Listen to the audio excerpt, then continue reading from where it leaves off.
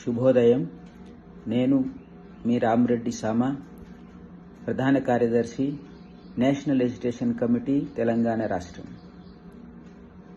మీ అందరికీ తెలిసిన విషయమే, ఈపీఎస్ 95 పెన్షన్దారులకి నెలవారీ మినిమం పెన్షన్ 7,500 డిఏతో కలిపి పెంచాలని గత 8 సంవత్సరాలుగా కమాండర్ అశోక్ రావత్ గారి నాయకత్వంలో డిమాండ్ చేయడం జరుగుతుంది. దీని మేరకు ప్రధానమంత్రి శ్రీ నరేంద్ర మోడీ గారు, తర్వాత కేంద్ర కార్మిక శాఖ మంత్రి మన్సుఖ్ మాండవీయ గారు, అలాగే నిర్మలా సీతారామన్ గారు ఆర్థిక శాఖ మంత్రిని ఈ మధ్యలోనే కలవడం జరిగింది. వారు మినిమం పెన్షన్ పెంచడానికి అంగీకరించి ప్రయత్నాలు ముమ్మరం చేశారు.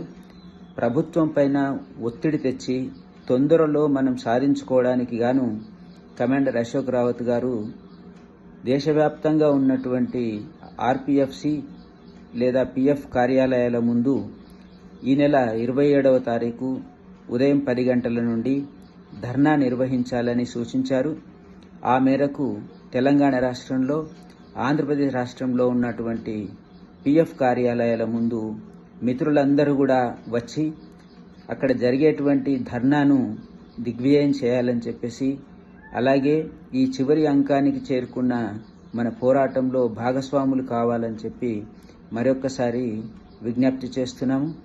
దయచేసి అందరూ కూడా మిగతా మిత్రులను కూడా కలుపుకొని ఆహ్వానించి ఈ ధర్నాలో భాగస్వాములయ్యి ప్రతిఫలాన్ని పొందాలని చెప్పేసి అందరికీ విజ్ఞప్తి చేస్తున్నాను. జై హింద్, జై భారత్.